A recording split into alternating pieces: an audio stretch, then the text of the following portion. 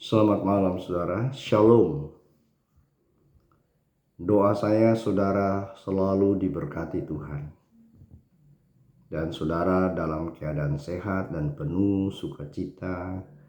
Karena saya percaya jika saudara ada di dalam Kristus, maka sukacita Kristus itu selalu ada di dalam kehidupan saudara.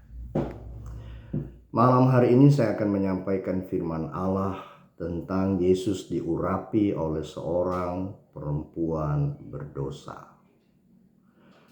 Di dalam firman Allah ada terdapat atau terjadi dua kali di mana Yesus diurapi oleh dua wanita dengan minyak wangi atau minyak narwastu. Di dalam Injil Matius, Markus, dan Yohanes itu terjadi di daerah Betania. Yang mengurapi itu adalah Maryam, saudara daripada Marta dan Lazarus. Tapi dalam Injil Lukas ini terjadi di daerah Israel Utara, di daerah Galilea, di sebuah kota yang bernama kota Nain. Jadi ada perbedaan antara kedua tempat itu dengan kedua orang yang berbeda. Kita bicarakan tentang perempuan berdosa ini dalam Injil Lukas pasal 7 ayat 36 kita mulai. Saya sampaikan secara singkat-singkat saja, tapi saya berdoa biar Roh Kudus akan membuka lebih dalam kepada saudara. Kalau saya harus membuka terlalu panjang dan lebar itu akan makan waktu saudaraku. Sekali lagi Injil Lukas pasal 7 ayat 36, biar kita berdoa, Roh Kudus menuntun kita, menolong kita, baik saudara yang mendengar, baik pun saya yang menyampaikan, biar Roh Kudus akan memberikan pengertian kepada saya dan kepada saudara malam ini, supaya kita sama-sama diberkati oleh Tuhan Yesus. Amin. Injil Lukas pasal 7 ayat 39, seorang Farisi mengundang Yesus untuk datang makan di rumahnya. Yesus datang ke rumah orang Farisi itu lalu duduk makan. Di kota itu ada seorang perempuan yang terkenal sebagai seorang berdosa, atau ya kasar saja perempuan sundal. Ketika perempuan itu mendengar bahwa Yesus sedang makan di rumah orang Farisi itu, datanglah ia membawa sebuah buli-buli pualam berisi minyak wangi. Sambil menangis ia berdiri di belakang Yesus dekat kakinya, lalu membasahi kakinya itu dengan air matanya dan menyekanya dengan rambutnya. Kemudian ia mencium kakinya dan meminyakinya dengan minyak wangi. Kita berhenti di sini dulu saudara. Alkitab menyatakan ada seorang Farisi yang mengundang Tuhan Yesus untuk makan di rumahnya. Dan Tuhan Yesus memenuhi undangan itu. Dan di kota itu juga ada seorang perempuan sundal yang mendengar tentang kehadiran Tuhan Yesus di rumah Simon. Lalu perempuan ini datang ke dalam rumah itu dengan membawa sebotol minyak wangi dalam botol, dikatakan saya ulangi ini, sebuah buli-buli pualam. Buli-buli pualam berisi minyak wangi. Itu buli-bulinya pualam itu juga sudah cukup mahal harganya. Belum isi minyak wangi itu, menurut catatan itu harganya kurang lebih 300 dinar upah pekerjaan selama setahun. Dia membawa buli-buli pualam dengan minyak wangi di dalamnya. Dia masuk ke rumah Simon, orang Farisi. Tapi satu hal yang aneh, kenapa kok Simon tidak menyuruh orang menghalangi wanita itu? Kenapa Simon tidak menyuruh pelayan-pelayannya jangan izinkan wanita itu masuk? Itu pertanyaan saudaraku. Saudara bisa menjawab atau saya menjawab, bisa saja. Simon tidak berani mengusir perempuan itu, kemungkinan besar Simon juga pernah mempunyai hubungan dengan wanita itu. Kemungkinan ya, tafsirannya demikian. Sehingga Simon tidak berani untuk mengusir wanita itu keluar. Orang Farisi ini kan orang yang beribadah kepada Allah, orang yang merasa dirinya benar, merasa dirinya suci, pelaku hukum Taurat, tidak mau suka dekat dengan orang berdosa. Tapi anehnya malam itu ada orang berdosa yang masuk ke rumahnya dan dia tidak bisa berkata apa-apa. Saudara, hal ini menjadi pelajaran bagi kita. Kadang-kadang kita merasa seseorang itu orang yang taat beribadah, setia beribadah, dan kita bisa menyatakan bahwa dia orang yang takut akan Tuhan, mengerti kebenaran firman Tuhan. Tapi kadang-kadang kita salah menilai, saudaraku. Sebab itu jangan menilai orang dari luar. Tapi sebaiknya kita tidak perlu menilai orang, karena kita dipanggil Tuhan untuk mengerjakan keselamatan dengan takut dan gentar, sehingga kita tidak perlu menilai kehidupan orang lain. Nah, saudaraku, sementara mereka makan, wanita ini masuk. Kursi pada waktu itu bentuknya tidak seperti sekarang ini. Kursi saat itu seperti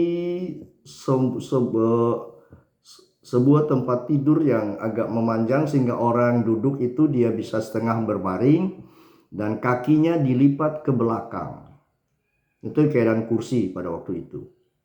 Jadi orang bisa menaruh tangannya di meja sementara dia berbaring agak menyamping, lalu kakinya dilipat ke belakang sambil dia menyantap atau minum minuman yang dihidangkan. Jadi wanita ini datang dan berdiri, saya ulangi lagi, datang tanpa halangan dan dia berdiri di belakang kaki Yesus dan dia menangis, membasahi kaki Yesus. Ayat 38. Sambil menangis ia pergi berdiri di belakang Yesus dekat kakinya dan lalu membasahi kakinya itu dengan air mata dan menyekanya dengan rambut. Kemudian ia mencium kakinya dan meminyakinya dengan minyak wangi. Jadi sementara mereka duduk makan, wanita itu berdiri di belakang kaki Yesus. Dia bertelut di bawah di kaki Yesus. Lalu dia menangis. Dia mengeluarkan air mata penyesalan. Yang saya mau bicarakan malam ini, penyesalan yang mendatangkan pengampunan. Penyesalan yang lahir dari iman yang mendatangkan pengampunan. Wanita ini sadar bahwa dia adalah seorang berdosa. Dia sadar benar dia seorang yang bersalah. Sebab itu waktu dia datang kepada Tuhan Yesus, dia mencucurkan air matanya dan dia membasahi kaki Tuhan Yesus dengan air matanya. Lalu kemudian dia menyeka dengan rambutnya. Saudara tahu rambut ada mahkota bagi wanita, kata firman Tuhan. Tapi dia tidak memperdulikan hal itu. Dia mengambil rambutnya lalu dia menyeka kaki Yesus yang telah dibasahi oleh air matanya. Air mata penyesalan yang luar biasa, saudaraku. Kalau kesadaran akan dosa yang benar, itu pasti akan menyebabkan air mata itu mengalir dari mata kita. Tapi kadang-kadang juga ada air mata kepura-puraan. Tapi air mata wanita ini adalah air mata yang sesungguhnya berasal dari penyesalan yang sangat dalam di dalam hati wanita ini.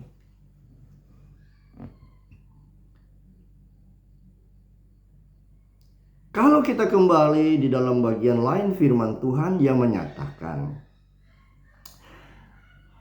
Kata Tuhan Yesus, tidak ada seorang pun yang bisa datang kepadaku kalau hatinya tidak ditarik oleh Bapa.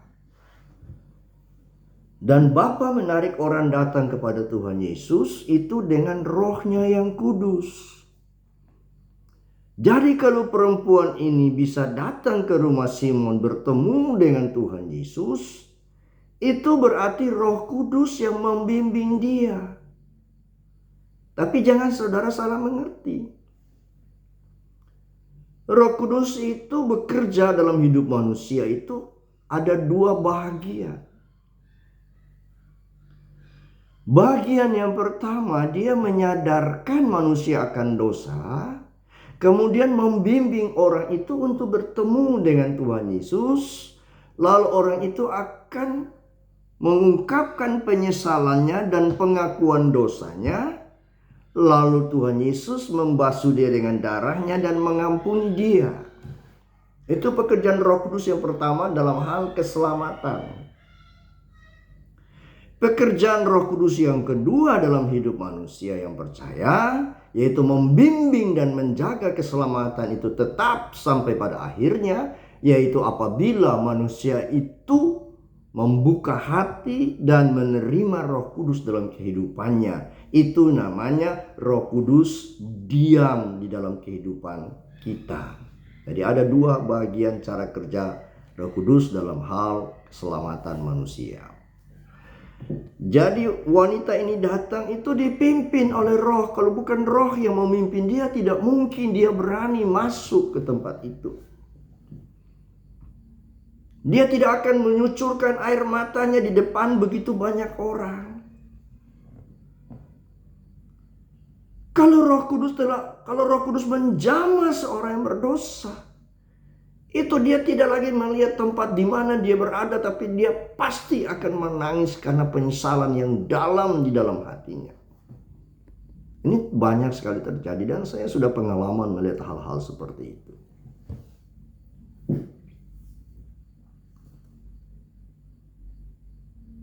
Dia membasahi kaki Yesus dengan air matanya. Air mata penyesalan yang sungguh. Kemudian dia mengambil rambutnya yang merupakan mahkota kemuliaan seorang wanita.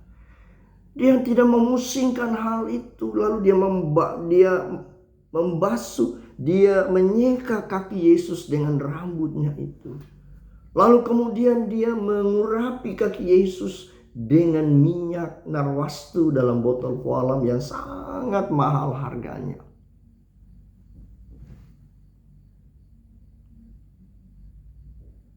Dia tidak takut rugi. Dia tidak memperhitungkan harga daripada minyak itu. Seorang yang benar-benar menyesal akan dosanya, dia dapat melakukan apa saja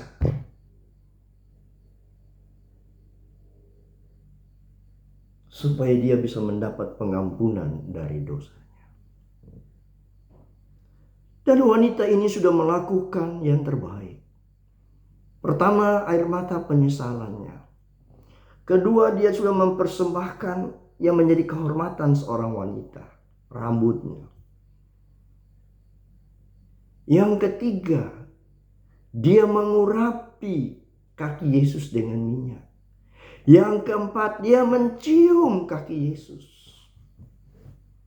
Ini tandanya dia merendahkan dirinya. Dia sadar sebagai seorang berdosa, dia merendahkan dirinya di bawah kaki Yesus.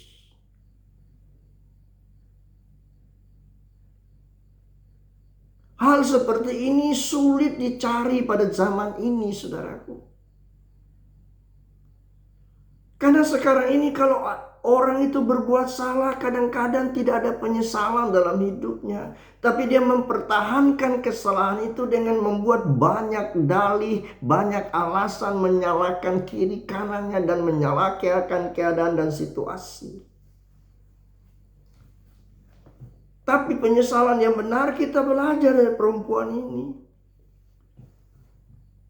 Mungkin dia masuk, semua mata memandang dia, semua mata mencibirkan bibir kepada dia. Semua muka berpaling daripada dia karena dia seorang wanita yang terkenal berdosa di kota itu. Tapi dia tidak pedulikan semua itu. Karena ada sesuatu dalam hidupnya yang membawa dia kepada Yesus Kristus. Yang membawa dia tidak lain adalah Roh Kudus sendiri yang menarik perempuan itu datang kepada Yesus Kristus untuk menerima pengampunan dosa.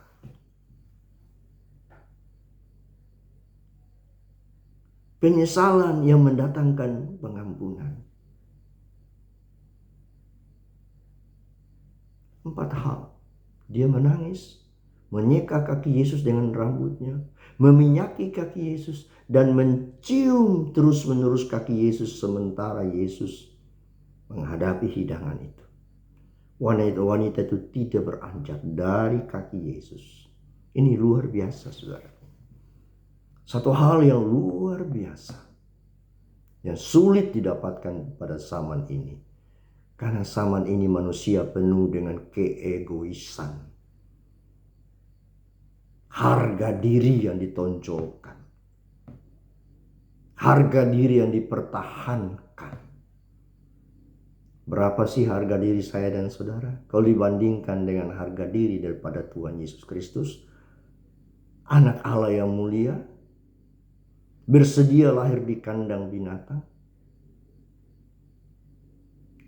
Anak Allah, raja di atas segala raja, lahir dalam sebuah kandang binatang.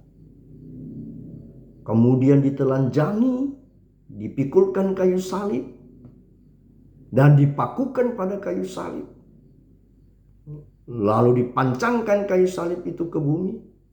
Lalu dia harus menderita di sana. Di mana harga dirinya? Semua itu terjadi karena apa? Karena dia mengasihi saya dan saudara. Berapa sih harga diri saya dan saudara? Kalau kita berbuat dosa, kalau kita bersalah, biarlah ada penyesalan dalam kehidupan kita. Karena penyesalan itu akan membawa kita kepada pengampunan dosa dan kesalahan kita.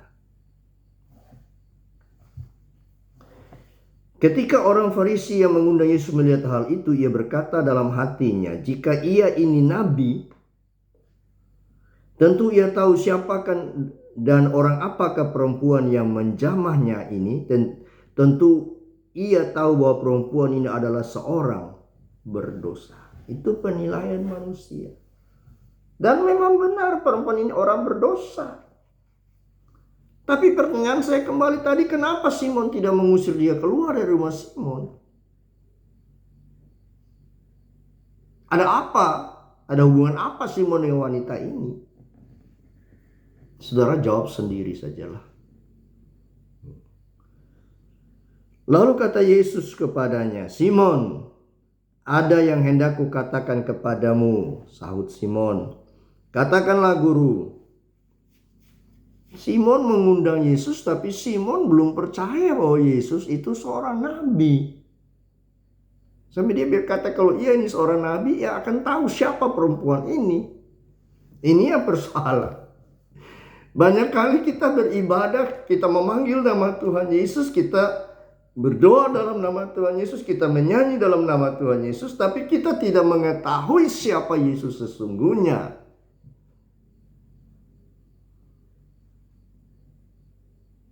Kita tidak usah menyangkal hal itu. Banyak hal dari Tuhan Yesus yang belum saudara ketahui.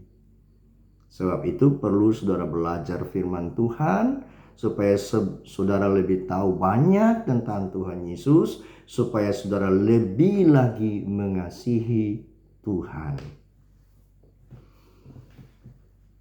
Ada 2 orang yang berhutang kepada seorang pelepas uang. Yang seorang berhutang 500 dinar, yang lain 50 dinar. Karena mereka tidak sanggup membayar, maka ia menghapus hutang kedua orang itu. Siapakah di antara mereka akan lebih mengasihi dia? Ini Tuhan memberikan satu perumpamaan. Supaya Simon bisa menjawab. Terbuka pikiran Simon. Jawab Simon, aku kira. Simon masih pakai kata kira. Artinya belum pasti. Simon takut menjawab dalam hal ini. Maka dia ambil spekulasi pakai kata kira. Aku kira dia yang paling banyak dihapus hutangnya. Kata Yesus kepadanya, betul pendapatmu. Jadi Yesus katakan, tidak usah ragu, pendapatmu itu betul. Pendapat itu benar. Simon mau jawab dengan pasti, Simon ragu. Maka dia pakai kata kira. Kalau kira itu masih mengandung unsur keraguan-raguan. Saya bisa membahas banyak di dalam kata demi kata firman Tuhan, tapi sudahlah, waktu tidak mengizinkan ini. Betul pendapatmu. Dan sambil berpaling kepada perempuan itu, ia berkata kepada Simon, engkau lihat perempuan ini. Aku masuk ke rumahmu, namun engkau tidak memberi aku air untuk membasuh kakiku, tapi ia membasahi kakiku dengan air mata dan menyekanya dengan rambutnya. Adat orang Yahudi, kalau mengundang tamu, mereka sediakan air untuk pembasuh kaki. Dan biasanya yang mengundang itu yang membasuh kaki tamu, atau minimal pelayan yang membasuh kaki. Tapi Simon ini rupanya mengundang Yesus itu seadanya saja. Artinya tidak dengan sepenuh hati, sehingga dia tidak melaksanakan adat orang Yahudi itu. Jadi contoh, banyak orang yang tidak sepenuh hati percaya kepada Tuhan Yesus. Jadi hati-hati. Tidak semua orang yang bergereja itu benar-benar percaya kepada Tuhan Yesus.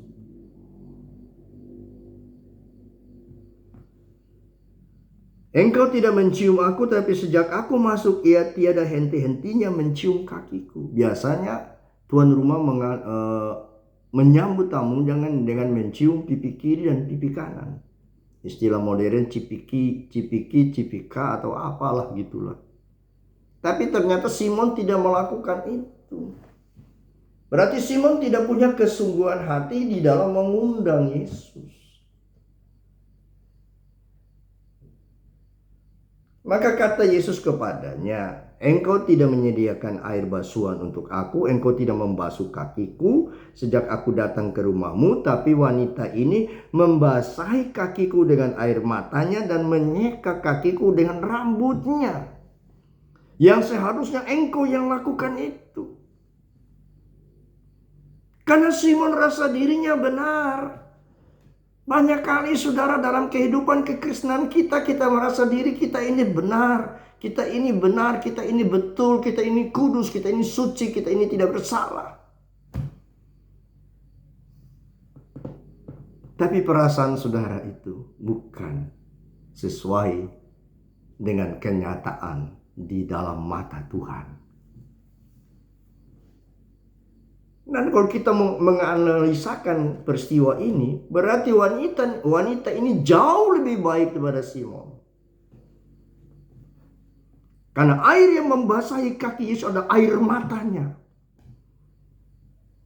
Bukan air dari sumur, air mata itu yang membasahi. Saudara bisa bayangkan berapa banyak air mata penyesalan yang ditumpahkan oleh wanita itu. Dan bagaimana dia menyeka kaki Yesus itu dengan rambutnya sampai kaki itu benar-benar kering supaya dia dapat mengurapi dengan minyak.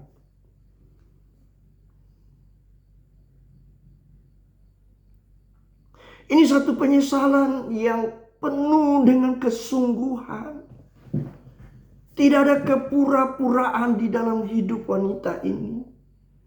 Tidak ada kepura-puraan di dalam hati wanita ini.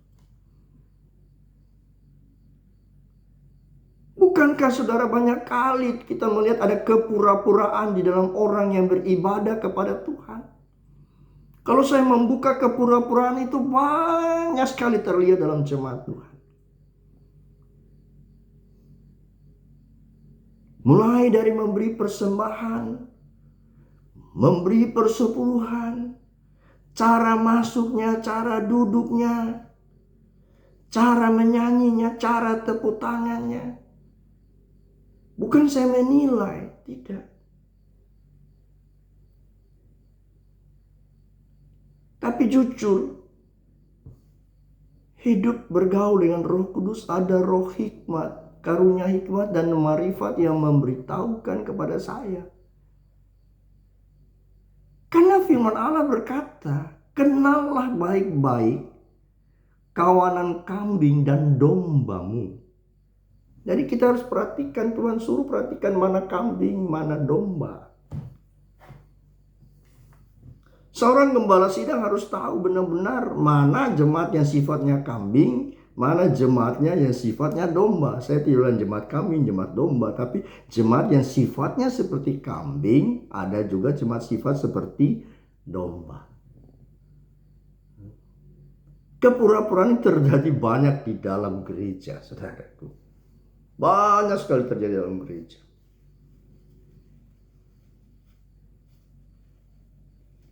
Waktu ketemu dalam gereja, haleluya, puji Tuhan. Tapi begitu keluar dari gereja, mulai menjelekan orang, menceritakan kejelekan orang. Ini tidak terbatas kepada jemaat biasa. Ini juga bisa terjadi dalam kehidupan para pendeta. Haleluya, puji Tuhan, bro. Apa kabar? Baik Tuhan, baik selalu. Tapi di belakang saling menjelekkan. Itulah manusia. Kenapa firman Allah berkata Tuhan tidak mempercayakan dirinya kepada manusia, karena dia tahu siapa manusia itu sesungguhnya.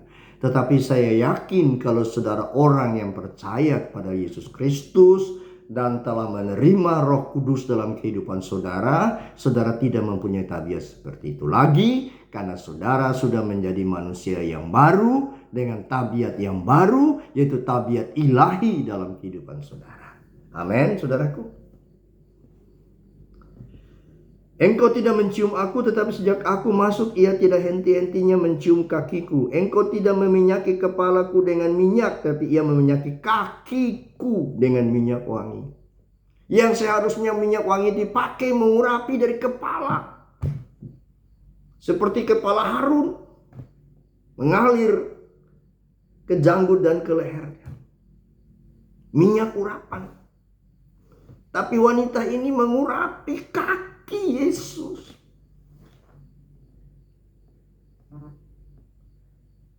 Dia tidak memandang bahwa minyak itu sangat berharga. Kenapa harus diurapi di kaki? Harusnya di atas kepala. Dia tidak pedulikan semua itu. Tapi dia persembahkan sesuatu yang baik yang dia dapat persembahkan di bawah kaki Tuhan Yesus Kristus. Satu teladan yang patut kita teladani. Satu teladan yang sulit ditemukan sekarang, di mana orang mempersembahkan seluruh kehidupannya kepada Tuhan. Di mana orang benar merendahkan hatinya di hadapan Tuhan.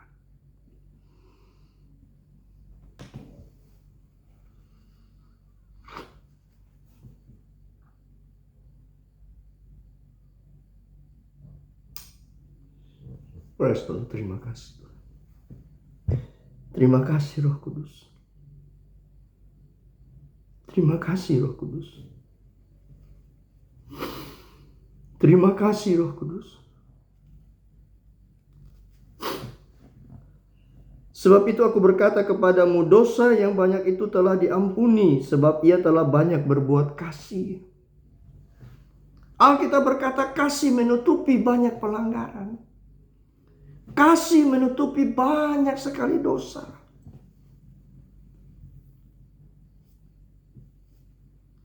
Bagaimana dengan kehidupan orang yang telah percaya Tuhan Yesus dan telah menerima Tuhan Yesus, lalu tidak mempunyai kasih dalam kehidupannya? Sedangkan wanita sundal ini, wanita berdosa ini yang dikenal sangat berdosa di dalam kota,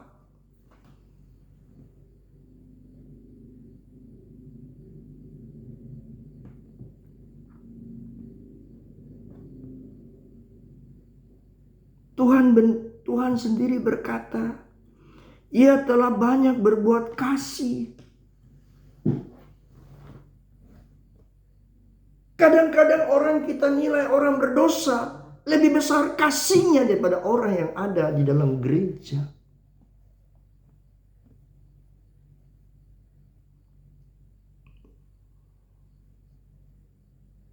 Saudara renungkan sendiri.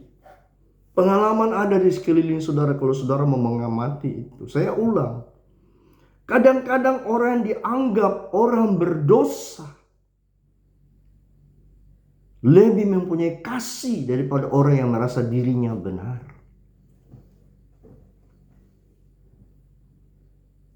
Kasih itu bukan sekedar satu ucapan yang diucapkan oleh bibir mulut kita. Kasih itu harus dilakukan, dibuktikan dengan tindakan yang nyata dalam kehidupan kita. Yakobus berkata, apa artinya kita katakan kasih, lalu saudara kita yang pergi kita tidak membekali dia dengan sesuatu.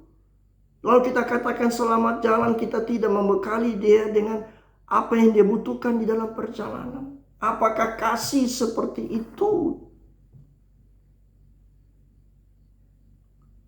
Wanita berdosa ini kasihnya jauh lebih besar daripada Simon orang Farisi yang mengetahui adat istiadat dan hukum Taurat. Perhatikan ini saudara. Sekalipun orang menghina saudara, saudara tidak perlu membalas. Mungkin orang berkata saudara adalah seorang yang berdosa, yang hina, dina dan sebagainya. Tetapi kalau saudara mempunyai kasih yang besar kepada sesamanya dan kepada Tuhan Yesus Kristus, maka dosamu ditutupi oleh darah Yesus karena kasihmu yang besar. Yesus berkata, apabila kita sudah melayani salah seorang yang miskin, yang merupakan saudaranya, kita telah melayani dia.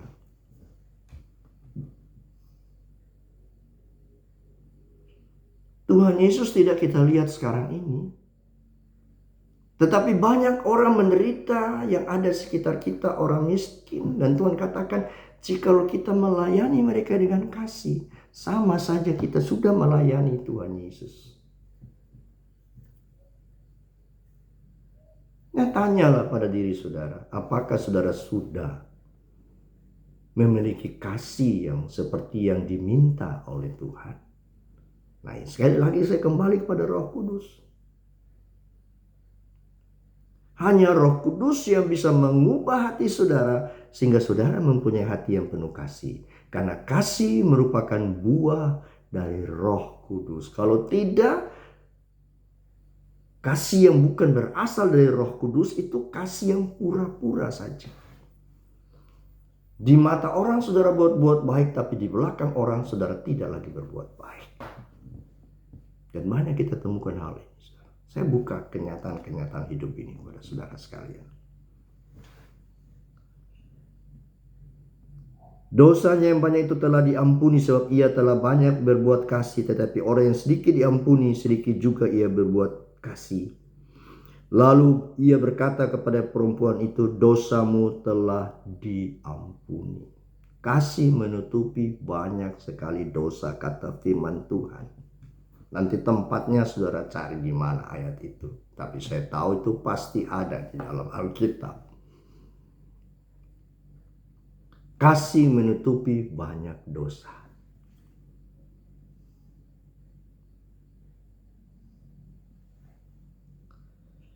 Dan mereka yang duduk makan bersama dengan dia berpikir dalam hati mereka, siapakah ia ini sehingga ia dapat mengampuni dosa. Tapi Yesus berkata pada perempuan itu, Yesus tidak peduli tentang pendapat mereka, siapa dirinya. Dia tidak peduli semuanya.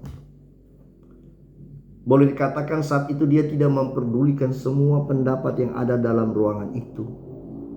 Karena hatinya telah tertarik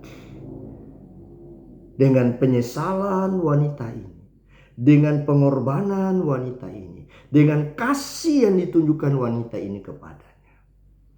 Maka semua orang dalam ruangan itu tidak lagi berarti di mata Tuhan.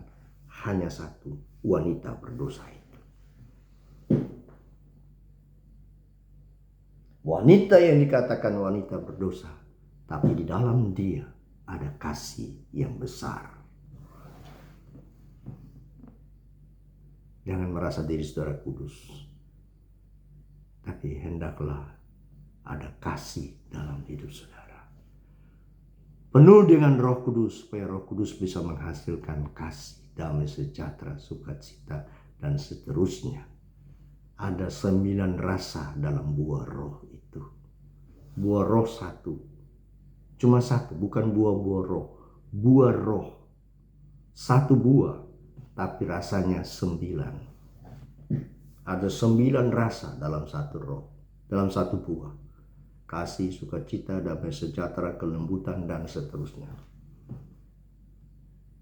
Berikutnya kita akan membicarakan hal itu. 9 rasa dalam satu buah itu. Dan itu harus ada dalam kehidupan orang percaya. Kalau itu tidak ada, tanda tanya besar bagi kita. Jadi saya tidak menjadi bangga menjadi seorang Kristen. Saya bangga jika Yesus bersama saya. Saya bangga jika Roh Kudus mengubah kehidupan saya. Saya bangga kalau ada buah roh dalam kehidupan saya. Walaupun itu tidak terjadi secara instan, tapi dari hari ke hari Roh Kudus akan mengubah kehidupan kita. Lalu 9 rasa dari buahnya itu akan muncul dari kehidupan kita. Dan itu memberkati banyak orang. Tetapi Yesus berkata pada perempuan itu, imanmu telah menyelamatkan engkau. Pergilah dengan selamat. Jadi saudara lihat. Di sini secara samar-samar saudara melihat iman, harap, dan kasih bekerja. Perempuan itu mengharapkan pengampunan. Kasihnya bekerja mengurapi Yesus dengan air mata, menyeka dengan rambut, mengurapi dengan minyak, mencium kakinya.